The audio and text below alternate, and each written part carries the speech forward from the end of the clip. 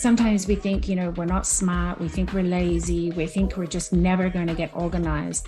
But let's switch that narrative, right? And think of our clutter. It's who we are. It's where we've been. It shows our passions, what we've done in our lives. It's just how we control it and how we manage it, right?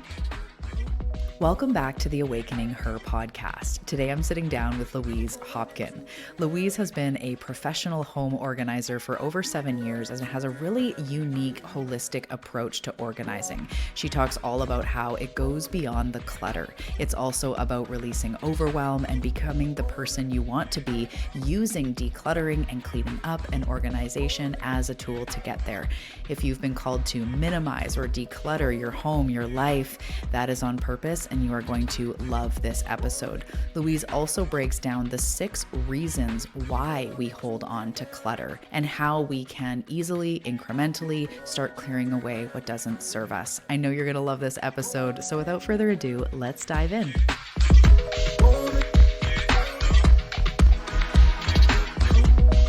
Hey Seeker, welcome to the Awakening Her podcast. I am so grateful that you've been led here, and I'm excited for you that you're answering the call to manifest more magic in your life by mastering the law of attraction. So cool.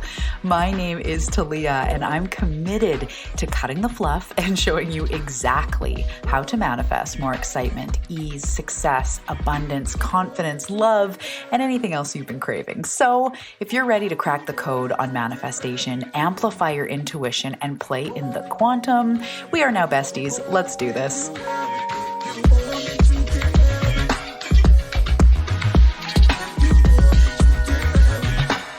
Hi, Louise. Welcome to the show. I'm so excited you're here. How are you? I'm doing great, Talia. Thank you so much for having me here. I am really excited to share my favorite topic.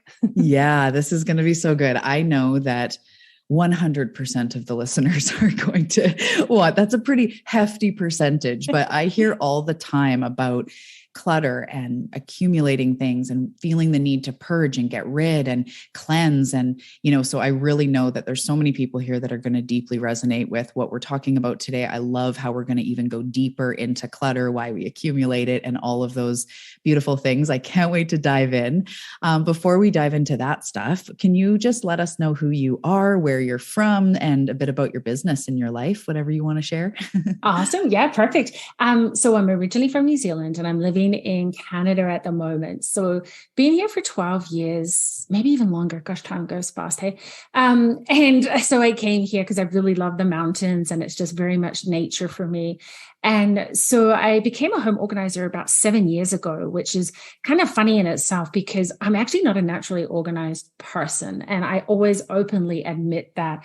And I know some people are like, wow, that's kind of weird. Why are you in this position or this industry, this niche? For me, it was something I was really drawn to. And I think I know your community will really understand that. And I was looking for something. I was working a corporate job. I was getting paid well anyway. And so I found organizing and I'm like, this is really interesting. And the more I started working with clients, it was all about the why. It's like, why are we collecting clutter? Where is it coming from? The benefits of decluttering. And that was really where my passion started to come in because I'm not so big about making things look pretty, which is great. But really it's understanding ourselves, how we can do it, decluttering, and then intuitively get organized. So that's kind of a little bit about me. So I'm more into the coaching and the online program side of decluttering and organizing now, which I know some people are kind of like, but I just want you to come into my house and do it for me, right? Which love to as well. But I think learning the skills and learning the understanding of it is so, so beneficial and really, really important. And that's what I love and I'm passionate about. Yeah. Oh, that's beautiful. I love that. I was going to say, so do you come to my home or do we meet online? That's really cool. And I hear you. It's good too, to teach people how to do it on their own, starting with that emotional or the psychological, and then allowing them to see where they feel called to declutter instead of just going into their house and being like, in 48 hours, we're going through everything. That's It can be very emotional and can feel very overwhelming too, when you have, your entire life in your garage or your spare rooms or your junk drawers. Yeah, absolutely. Yeah, I love that. And I was going to say, not being a naturally organized person, I actually think makes you perfect for the job. And I help a lot of people around purpose, and I'm with a lot of clients, and I see that what we struggle with is often where ends up being our gift. And it's much more refreshing to learn from someone who it doesn't come easily to, who you found your ways, right? With children, and, you're a mom and this sort of very normal person who's not naturally organized. It's much more inspiring, because if you can do it, then I can do it. So I just wanted to say that yeah, it's sometimes it seems off, but I think it's actually because it's part of your purpose is to move through that and then help others move through it. Yeah, 100%. And actually, it took me quite a few years to uncover my secrets. It was kind of like, should I tell people that or not? But really, the benefits is just massive, because I've learned, like you said, how to do it and how to help others do that, and realize that it's the root cause of our clutter. It's so, so important, because this thing to remember is that clutter is with us for our whole life. It's not something that I can come in and help you, do it in 3 sessions or something, right? So this is why I really focus on the coaching and the sort of the online programs, because clutter is always here. And something that's really important, and I wanted to say, is that the way we think about our clutter, I like to share how we can think about it differently too. Because when we say clutter, a lot of us tense up, right? And we're like, and get really anxious and stressed about it. And what I'd like to say to people is, because when clutter is attached to it, sometimes we think, we're not smart. We think we're lazy. We think we're just never going to get organized. But let's switch that narrative, right? And think of our clutter. It's who we are. It's where we've been. It shows our passions, our loves, that past, what we've done in our lives. It's just how we control it and how we manage it, right? So I like to sort of just say that and share that message and just say, let's think of our clutter as a good thing, right? And just how we, can control it is the big key part of it. Yeah, I think that's beautiful, because bringing shame into it doesn't help anyone. And we all have enough shame to last us a lifetime. So, and that's, I say that even with money and debt. I say, what if debt isn't a bad thing? What if you're just choosing to pay something off over time, and someone could lend you that money at the time? It's like, whoa, let's take the shame out of it. I love that, because it's just things you've collected because they have meaning or significance. And I can't wait to dive into your 6 reasons why we collect clutter. But just to have that compassion with ourselves in the process of decluttering, instead of, it just probably makes it a bigger mountain to climb when we're like, I should be this and I should not be holding on to these things. Yeah. Yes. And that's what we're trying to do, is break down those barriers and break down that it's like this block we have, right? And so that's why I came up, and I'll share that now, the 6 reasons. The more and more I was working with clients, I'm like, oh yes, we can all fall into 1, 2, or 3 of these categories. And so what I say is the top 6 reason is retail. So it's acronym reason. So R is retail therapy. We've got emotions, assigned time, sentimental, overwhelm, and no, can't say it. And once we get, I'll kind of go through those in a minute, but once we get this understanding, it's like another relief, right? It's like, oh, so that's why I do that. And then what we're doing is, from there, we can work to our strengths. And then organizing actually comes intuitively. So for a lot of people, once I help them clear the clutter, I've had texts from clients and women that are like, Louise, I was in my kitchen last night and I just rearranged my whole kitchen because it just came to me, right? Because the clutter was gone.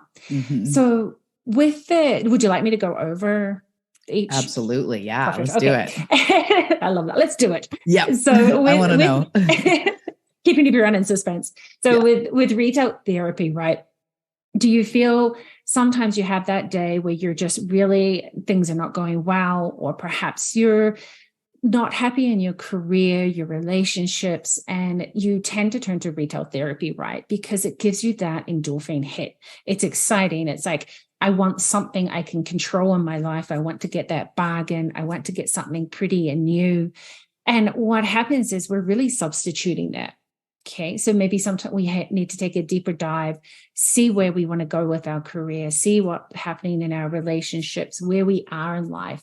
And a really good strategy around that is to, if you shop online, which a lot of us probably do over the last couple of years, right?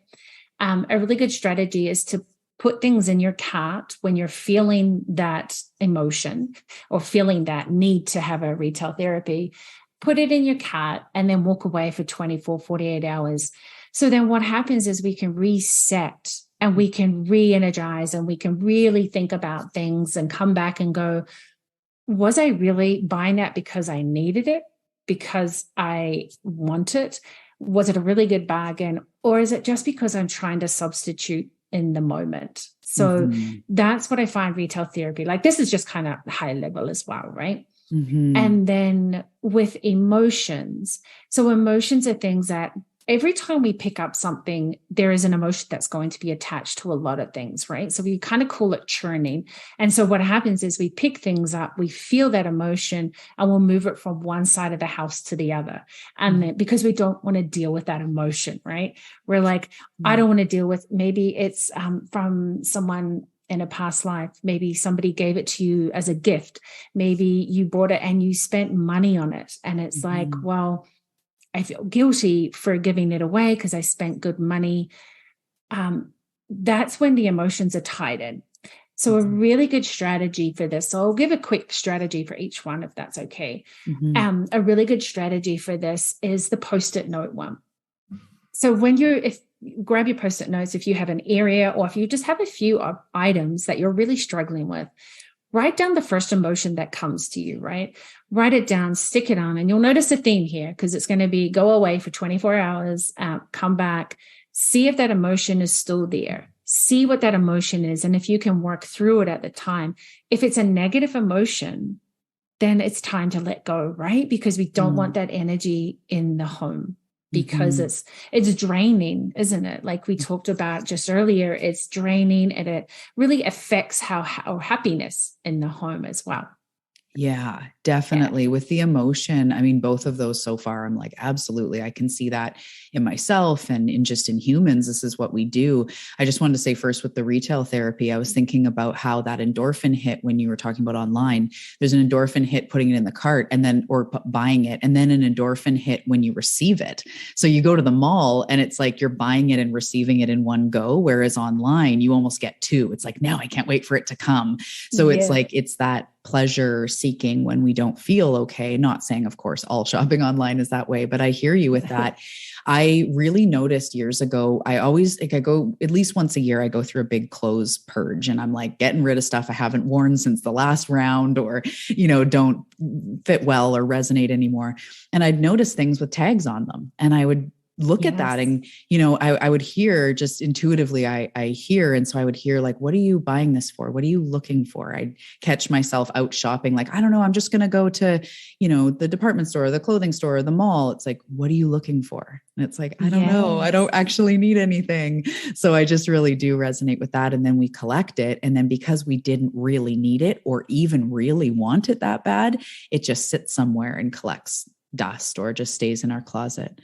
Right. And then there's those emotions that are attached to that too, right? Because then you feel guilty and it's just learning that and realizing that and being aware of it can be the really first step to it because you're restless, right? Because like you just said, you go to the mall and you're like, I don't even know what I'm looking for, but your mind's restless and you're just feeling like I need to substitute or put something in there. So yeah, it's a really good realization. I think I love sharing that one because a lot of people, who fall into that category can resonate with that. Yeah. So with the emotion piece, I think this was in Marie Kondo's book or somewhere along the line, because I have been interested in decluttering and the psychology. What about the emotion piece when it's from somebody and it's like they went to Disneyland 5 years or 10 years ago and got you this thing or something that it's not even necessarily your kids. It's just someone gave this to me. So I need to hold on to it because they bought it when they were in Spain. And so I need to hold on to this trinket. And especially when it was somebody who is now passed, somebody who, you feel like you need to keep every last thing they ever gave you because they're either no longer here or you don't want to be insulting. So what's with that? Yeah. So that one's a really interesting one. And I do come across a lot of women that have the sentimental part too, which kind of fall into that as well. But the emotional attachment is like exactly like you said, I feel guilty. What if I forget about that person? Because we get worried that the memories are going to go, right? Then we feel like we're being disrespectful.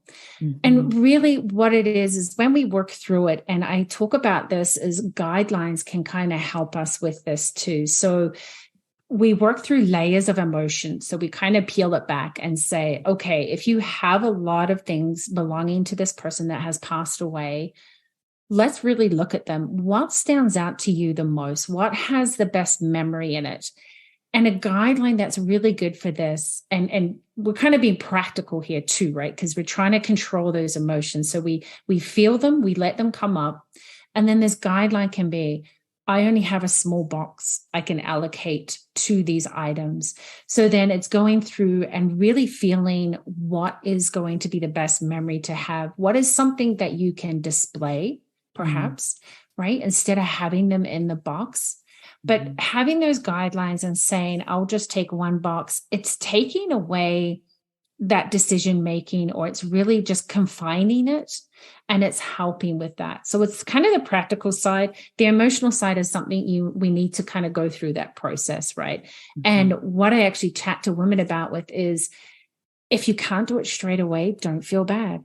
It's, we see a lot of tips and tricks about decluttering. When it's something really strong like that, it's not going to happen overnight. It's not going to happen straight away. We need to start having this awareness. We need to hold that item. We need to spend a little bit of time and really understanding, why am I holding onto it? Because I feel guilty, because I don't want to be disrespectful. But if you're hiding it in a box, and if it's causing you stress and anxiety, then we make that decision, right? So I hope that kind of helps. It's a big one for sure. Like it's kind of but those are some really good ways to help control it. And you need to be in the right frame of mind or emotionally grounded to actually deal with those items. And that's the key, because a lot of us will go, I don't want to deal with it because it's so much emotion, right? So you need to perhaps build yourself up to it, say, okay, this week I'm going to do it, and really commit to it. And we'll talk about that in assigned time as well. And really say, this is what I'm going to do. It may seem like a lot for just one or two items, but what happens is you're opening up the floodgates, basically. You're exercising that muscle, that emotional muscle, that it'll get easier and easier. So so that's a really big one, I know for sure. Emotions as well. I love that. I like the small box. I actually did that when my last grandparent, my grandma, who I was close with, passed away. We were going through her stuff, and I actually took this little wooden box, and then a few of her jewelry pieces, and like the watch she always wore, and some earrings that I actually wore at my wedding a couple of years later. And there's just a couple things, even though there was so much, and it was like, do you want her photo albums? Do you want her this? Do you want her that? And she had all this stuff. And it was like, no, I felt bad, but I was also like, I don't need all of these things to remember my grandma. But the few things that were really special were the things that were like literally close to her body for me. Her jewelry, bracelet, necklace, the watch. I remember seeing my whole life growing up. She had this tiny little wrist. I was like, how did she have such a tiny little wrist? But those things bring me that joy and bring me that remembering of grandma. But I don't need to keep everything she ever, had, or trying to almost hoard it. And I would like to actually talk about that too as we get through these or after these. So, okay, perfect. So R is retail, therapy, E is emotion. Let's keep going. Yes, for sure. And then assign time. So kind of mentioned that with the emotions, right?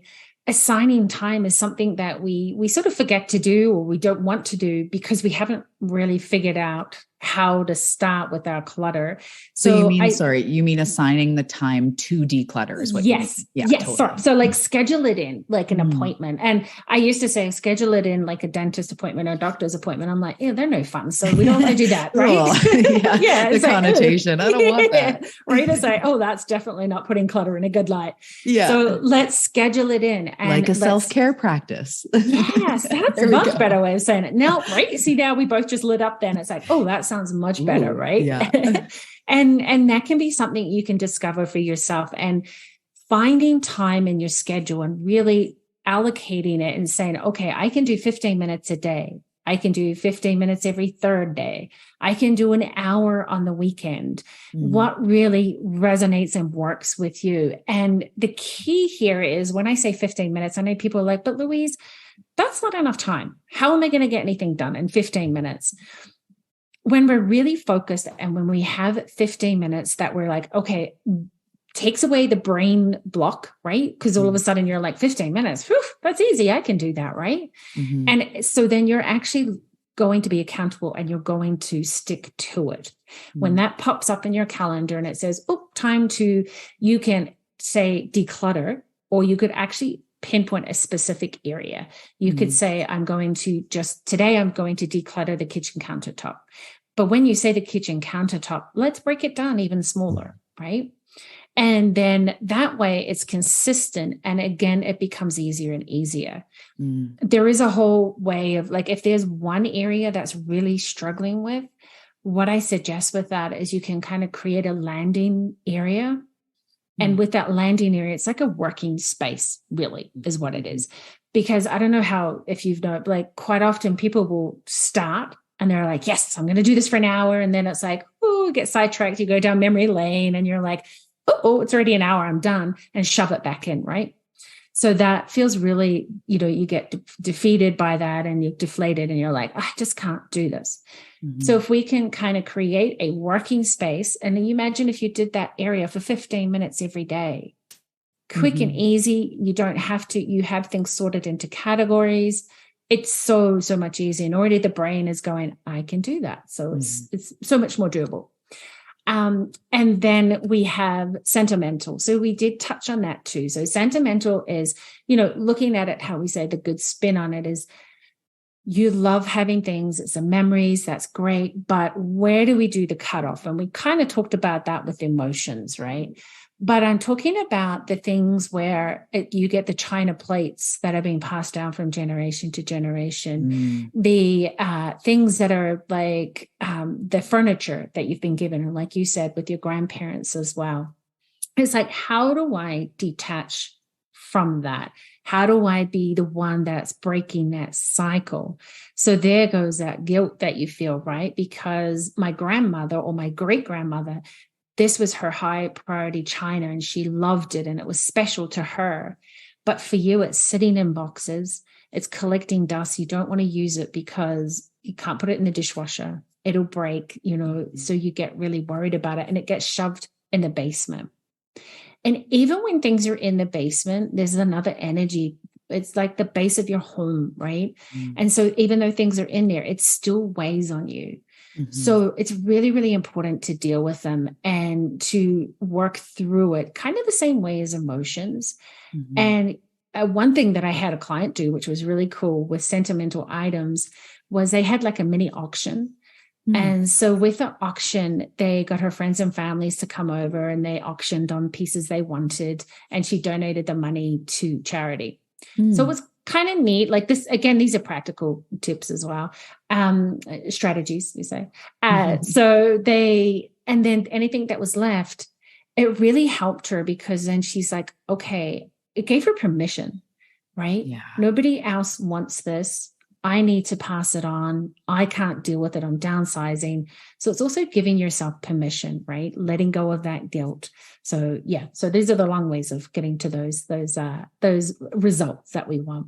Then we have, sorry. It's okay. There's just so many things that come up. I know. This is so good. I love the assigned time. I just wanted to say, because that's when I'm talking to clients about the law of subtraction and releasing and getting rid of things, I'll say, there's a time and a place to spend a whole Sunday doing the garage, but what quick thing can you do now that causes like mental clutter, like that one big junk drawer that just drives you nuts? Can you set a timer? And I'll say that like 15, 20 minutes, or can you, the next time you go and fill up with gas, just taking all of the garbage out of your car because you're there and there's a garbage can. Can you just do it like quickly? As I'm coming into the house, I'll grab this and this, and I have kids. So it's like little containers and hairpins and dinosaurs and books and garbage and whatever. whatever, water bottles, and I'm just like shoving everything in a bag. But if I don't do that, it just accumulates. And for me, my car before kids, I had a very clean car. I cared about the status of my car. Some of my standards have slipped because I can't pick up every Cheerio every day, but it is a place that they know, like mom's car. You're not bringing your banana in here and then the banana peels on the floor.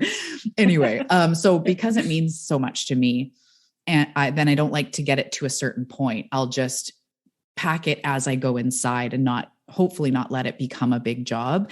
But I really am a fan of those quick declutterings. And I often in our house after dinner, will put on a song and say like, everybody's cleaning for this song. Mom will pick like a 7-minute song. But anyway, it's like a 2-hour YouTube track. Keep going.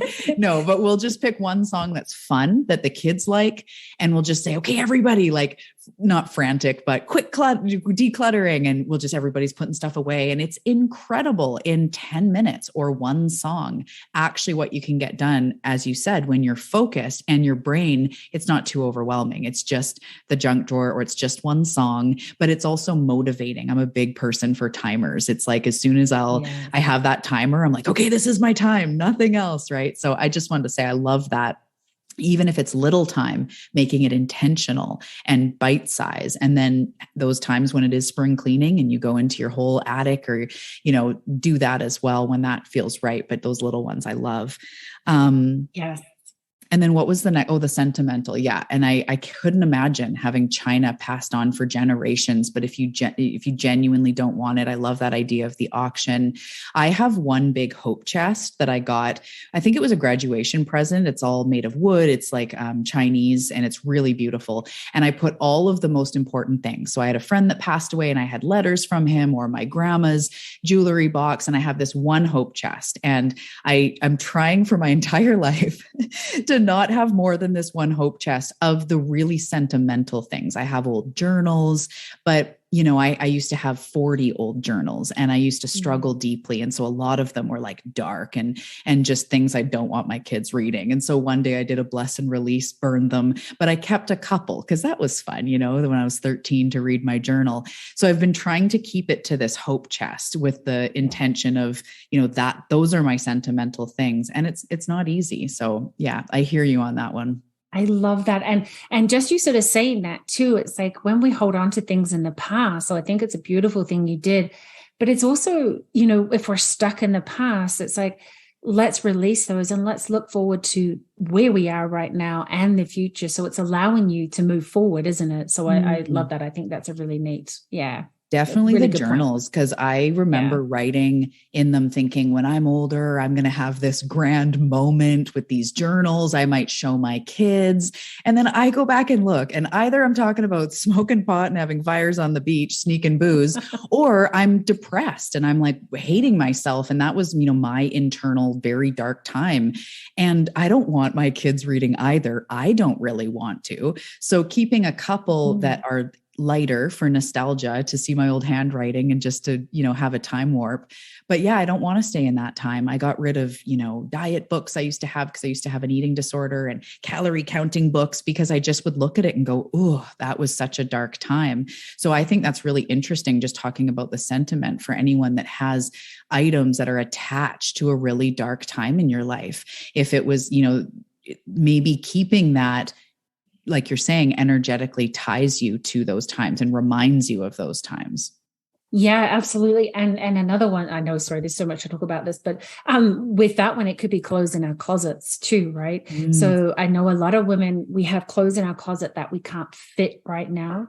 And so we're hoping to get back there too. So I find this a really big energy one too. I've hit 50 and things are not the same anymore, and that's okay. But it's like, oh, if only I could fit into my clothes, from however many years ago. But we keep it as a reminder. We think it's inspiration, but a lot of the time it's draining and we get depressed and shame upset. Again.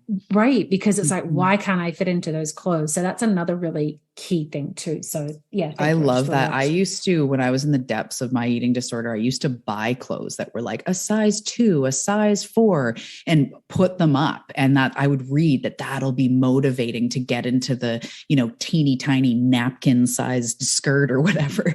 And I look back, I would never do that to myself now. In fact, if my body was changing, if I was on a health path, losing weight, I would actually think now I could buy new clothes next summer. Yes. And, not in the form of necessarily retail therapy, but just meaning I don't have to hold on to this idea of something I think I should wear. If my body changes, bigger or smaller, I can just buy new things that are comfortable, that fit me and my body. I don't have to hold on to something. Yeah. Yes. Yeah. So there's just so much meaning behind everything. So Yeah. Thank you for sharing. I love that. Yeah. Mm-hmm. So the next one is overwhelm. And so overwhelm is a big one. I know that probably can be a big topic too, but this one is where you look into a room and you just kind of go, oh, and you freeze and you paralyze and you close the door and walk away and go, I'd rather go do something else, right? It's like, how do I know where to start? Maybe the whole house is feeling like this, right? So there's like, and what happens is you may start in that room and then you're like, okay, I have this category. Oh, I have some somewhere else. I might just go grab that. And then, oh, I just need to go do something, so it's like that distraction there. And it's really because we don't want to face, the overwhelm of what's facing us. And the overwhelm is also how we really look at this is breaking it down into small doable tasks. So you can see there's a lot of things that are interconnecting here. So once we grasp one or two of these, it's so much easier to move through of everything. So once we have the overwhelm, and again, it's really breaking things down. So this is breaking it down into small tasks. So when you look at that room, you're going to go, okay, I'm going to focus. Let's say the home office, just because I guess we're both sitting here. And the home office is, let's say, if you said, I'm going to declutter the home office today, you're kind of like, oh, that's a lot. Like, I can't do that. Okay, I'm going to declutter my drawer today. Okay, I'm going to declutter just the top of my desk, even if it's a big desk and there's a lot of paperwork on it. Let's start clockwise. I'm going to do just one section. So already it's breaking that down into small doable tasks, which we kind of talked about too. And that's where it takes that overwhelm away. There's also with overwhelm, I kind of talk about the 3 Ps as well. And so that's the procrastination, the perfectionism, and the productivity. So that can prevent us from starting as well. And they can be blocks too.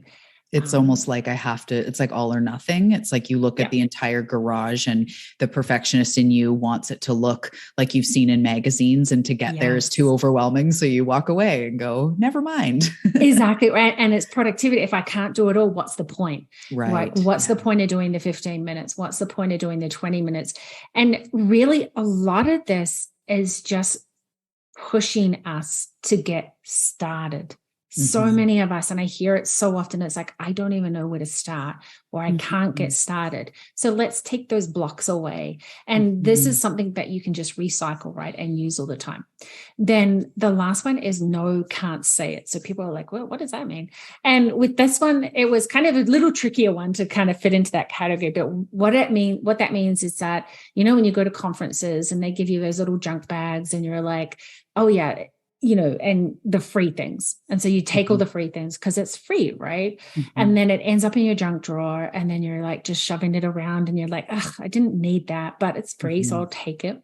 And the other side of that is also when perhaps relatives or friends, their way of showing love is through gifts.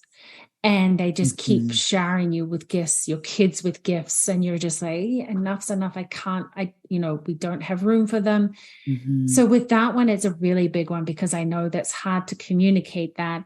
Sometimes you have neighbors and friends who declutter their home and they say, hey, I've got a whole box of toys for you. Here you go.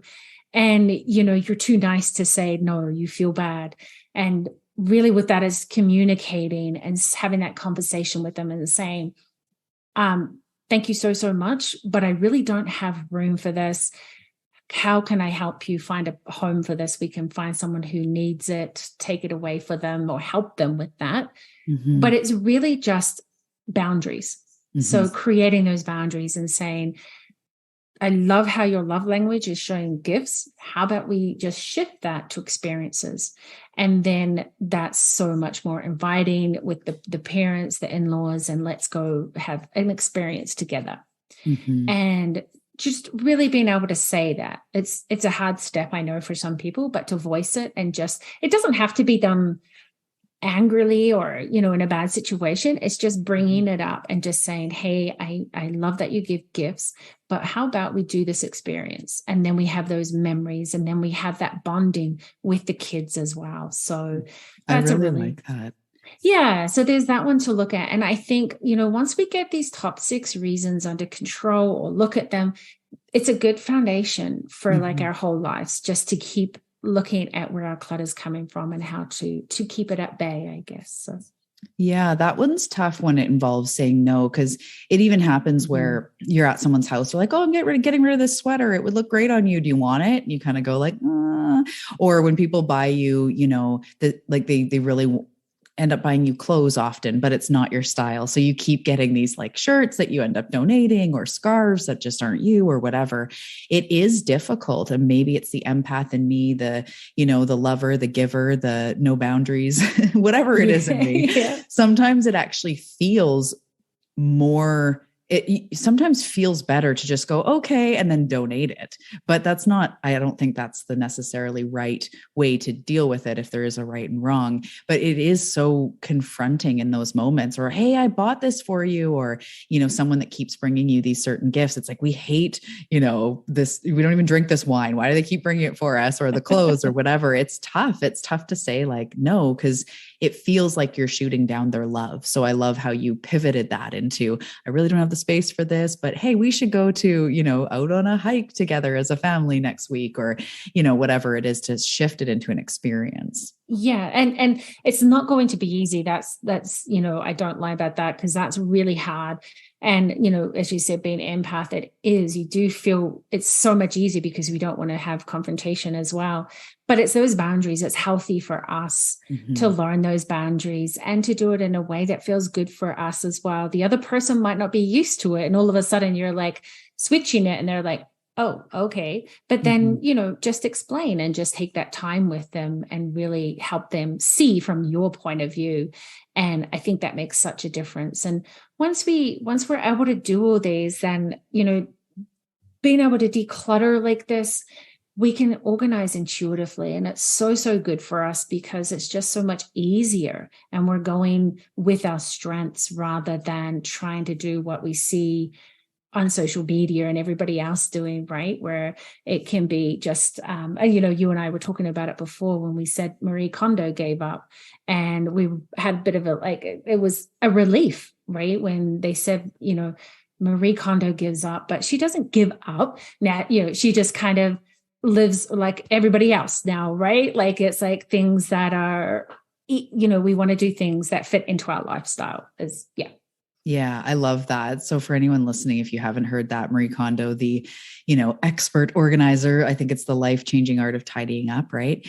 Yes. Has been, you know, had her show and obviously her book. And just recently came out saying like, I gave up. I'm not as organized as I used to, because she had multiple children. And the article I read, she was saying that she now values time with her kids more than how perfect everything looks. So she still is, I'm sure, organized more than most of us, maybe not you, but more than most of us.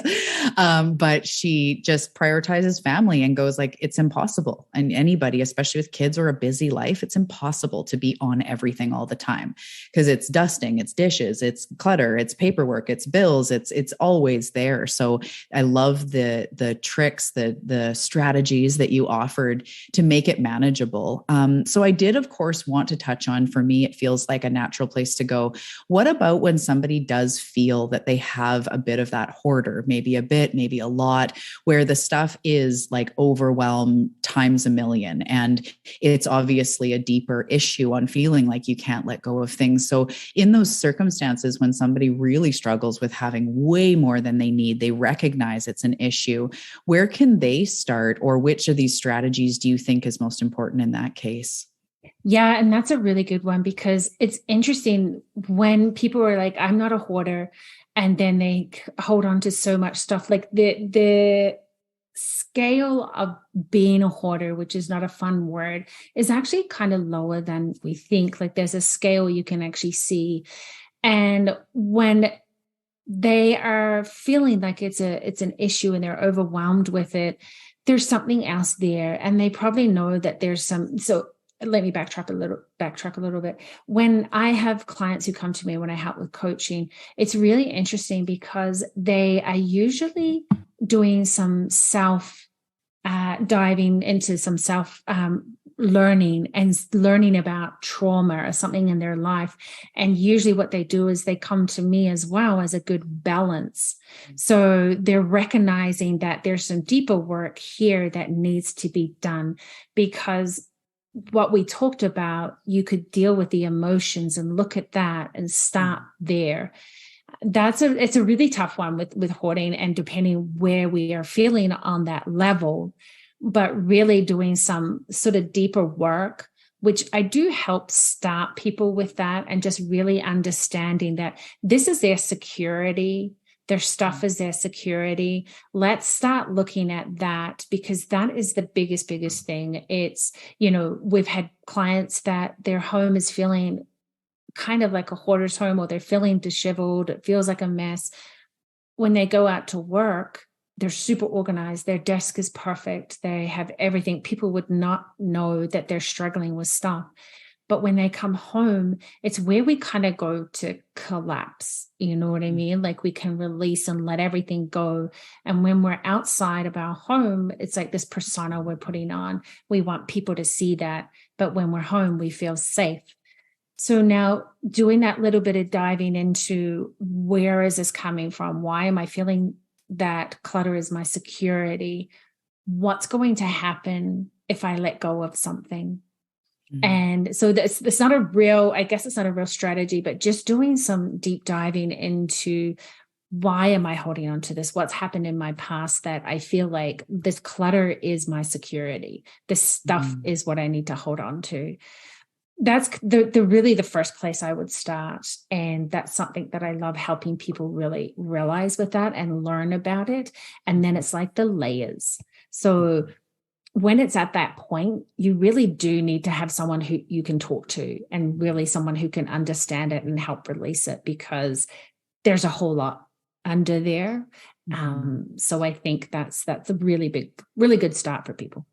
Yeah. And I love how everything you say, it's like coded in this tone of compassion. And I think if somebody is dealing with that, there's going to be even more shame than sort of your typical messy car, because there is that protection and there is that, feeling like, why do I do this and nobody else does? And I know it's very common. So if anyone out there is struggling with that, it is common. It is, there are ways to heal and to release. I was going to ask you, and I think it ties in well with this, there's probably also an aspect of habit. So my husband has this thing where he's become more organized as we have kids, because there's just so many things. And he realized that clutter bugs him. Before it wasn't an issue, but like since having kids, he's like, this drives me nuts. So what he always says is, where's that thing's home? Where does it belong? And they're like, oh, on the key hook or in the jar, in the bowl, on the shelf, because his big thing is you have to put it down somewhere. So put it down where it belongs. And sometimes I notice I come in from outside with the dog and I just fling my coat over a chair and I stop and I go, where's its home? Because I hear my husband on the coat hook. Just put it back where it belongs, because you have to put it down anyway. And as he started saying that first, I'm like the kid rolling my eyes, fine. But then I'm like, you know what? That's really true. It has to go somewhere. So I'd love to just anything you have to say to expand to that, especially with hoarders, because there is a habit reprogramming that happens over time of stopping the accumulation as well as the releasing. We also have to stop accumulating things in some way. So curious what you have to say around that. Yeah. And that's, I had a bit of a giggle with that one, because I do that myself too. I have a little conversation in my head. And again, it's that realization. It's like, you have to know yourself, because I'm actually really good at that. And my husband is very much, he's in the background too. He's like, well, does that belong there? And I have a conversation in my head, and, you go to put something down and you're like, if I put that down now, I know I'm not going to move it for at least another week, or it's not going to go back to the right place. So having that realization and having that little conversation in your head, I think is huge. Like, it's so good, because I still talk to myself and I'm like, nope, that's not where it goes. Mm-hmm. Let's take that extra minute and let's really slow down. And it was interesting because I had a client who, what she did was she was at work all day. She would come home and she had a young daughter, and she would rush upstairs and she would get undressed. And she's like, I don't have time to put my clothes away. I don't have time to I'm in such a rush. I got to get downstairs to see my daughter. And so she would just throw her clothes on the ground. And so then it would just pile up and pile up and pile up. And so I just sort of said to her, this is a kind of a good way to put it into a story. And we talked about it. And I was like, so why do you feel that you can't take 2 minutes to hang your clothes or put them away, or, put them in the laundry? And she's like, well, I feel so guilty because I haven't seen my daughter all day. So I want to rush down and get back to her. And I'm like, okay, that's totally fine, right? And understandable. But, an extra 2 minutes is going to help you really take that time, take a deep breath, put those clothes away. Then you don't feel so guilty about that and overwhelmed. And then go down and spend that time with your daughter, feeling better about what you just did. Like, you just put your stuff away. You feel good about it because you're going to go there the next day and see it. So it's like this cycle, right? So I hope this is answering. And then you go back to that closet, and then all of a sudden there's that stress and anxiety again. Mm-hmm. So yes, you've been away all day from your daughter, but don't feel bad about it. Don't feel guilty about it. An extra 2 minutes is going to break that cycle. Mm-hmm. So of really just giving yourself permission and not feeling guilty about that. Yeah. So I hope that kind of helps with that little scenario, right? And because we don't realize, that why we're doing things. We just think we're trying to get there, and it's like we're just doing things so much easier and quicker, if that makes sense. Absolutely. Yeah. It's like taking that extra second for you. And I feel that when I put something down sort of in the wrong place or just mindlessly, I just chuck it. I always think I'm creating double the work because I do have to move it again. And so maybe it's in an hour, like you said, maybe it's a week, it's going to sit there, but I do have to move it again. It's you actually are causing more work for yourself than doing it. You know what I do in my closet? We manifested our dream home a couple of years ago. I have a closet that is basically a small room, which is a huge perk of this house. It's incredible, but it definitely is like my room, slide the door closed, But what I do is I have a really nice laundry basket that's for clean clothes.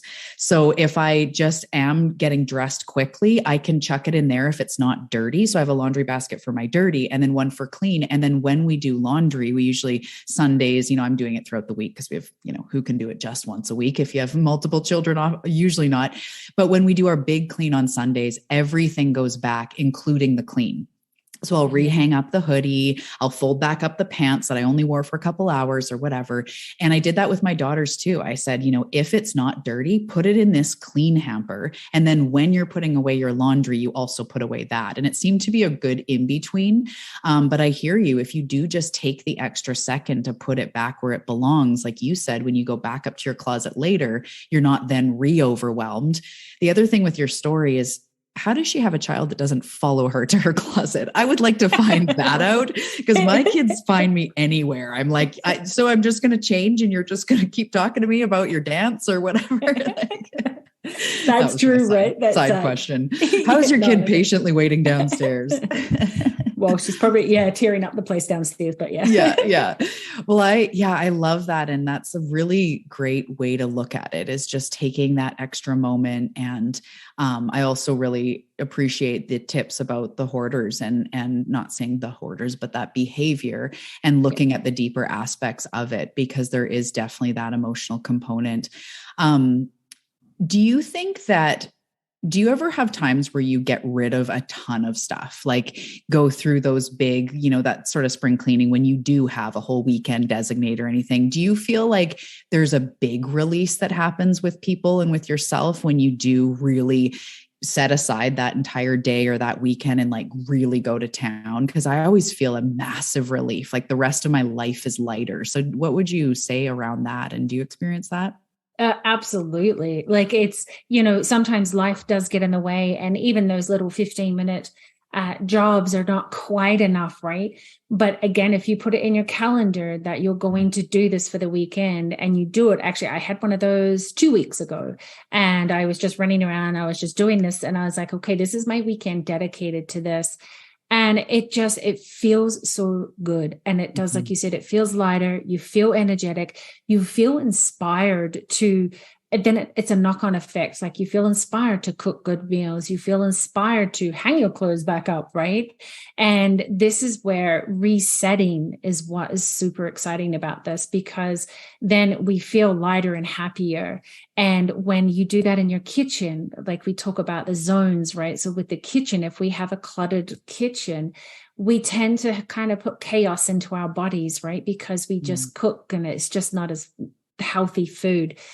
But yeah, it's so beneficial. And I think once we do that, it creates this whole awareness too, because with our lives being so busy, maybe we have to tweak some things. And this is another thing. Don't be afraid to tweak things, because this goes into the perfectionism as well. I have to have it perfect before I try things. When you get to go through the house and you kind of clean things up for the week, on the weekend, it's like, well, maybe this isn't quite working. Let's try something different. Let's just try this little tweak. Don't be afraid to try new things, because I think that's what happens is I haven't got it perfect, so I'll never get it perfect, or I'll never get it right. So then we don't start sometimes. So when we do these cleanups, it's like this refreshing, and it's like just really solidifying, is this working? Is it not working? And that's where it gives us the space to be creative and think about, like with the clean hamper for yourself, maybe someone hadn't thought about that. And then all of a sudden it comes to you and you're like, oh, let's try this for the family, right? I think that's brilliant. So yeah, I do. I love them. I do them once every probably 2 or 3 months as well, right? Just to, even if it's a reset, just to rejig things, retweak. Yeah, it's so important too. Yeah, it's such a powerful energy shift when you do just really allow yourself to rip the house apart a little bit, or even just one room, or, your clothes. It just feels like releasing what doesn't serve. We don't need more clutter. Yeah. So I have one last question, incredibly controversial. This is the dramatic question, the climax. Marie Kondo, where do you agree with what she has to say, and where do you practice things differently? What is your feedback on her style of doing things? Your big competitor out there. My big competitor. I love that. And you know what? I was so afraid to say that I didn't agree with some of her things like 2 or 3 years ago. It was like, but that's not feasible, right? And I love that she gives thanks to things. I think that's great. I really appreciate it. I don't believe in a whole ceremony about doing it because we don't have time. I think being aware of it, right, and really appreciating it and respecting our things is great. But the other thing I don't actually truly believe in is pulling everything out all at once, unless you have 6 hours that you can focus. I'm saying 6 hours. It could be focus solidly on one area, because I don't know if you've seen the show, the Netflix show. And when she pulls everything out, she tells people to, and there was one I remembered specifically, they did their closet and they piled it on their bed and just pulled everything out. Right. And I'm like, okay, now what are they going to do? Like, they've got kids. It's like, you need to get to other stuff. And for a lot of us, it's like, it's great for a TV show, but we don't have 6-7 hours to pull aside, especially with your partner too. They're not always going to be there as well. And the reason I kind of find this not so feasible is because at time, the decision fatigue is real. Making decisions is really, really hard for some of us, right? And when you're forced to look at that many things at once, your body can just kind of go, it really it stresses, right? And it's like, you can't make good decisions. And then you just go, I don't want to deal with this anymore. And then you just put things back. So for me, that's why I'm about chunking it down, I guess if that's a word, is so making it small, doable tasks. So for that example, for a closet, I would say what I do get clients to do, just focus on your shirts. And they're like, that's it? I'm like, yeah, just focus on your shirts. And what happens is they really make good decisions. Mm. They really look at it and go, but this is really pretty. I like this, but I haven't worn it for 2 years.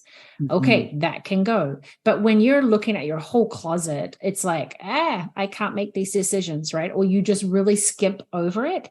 And then you end up with a lot of stuff still left behind.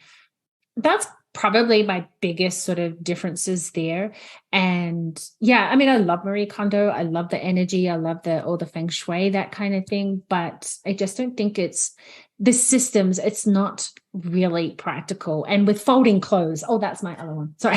Now I was going to say that one. Yeah. How could I forget that? The folding clothes, like when I talk about do it to your strengths, organize to your strengths, I kind of use the description. I'm like a bull in a china shop. I'm always in a rush. I'm not gentle. I'm like kind of doing things.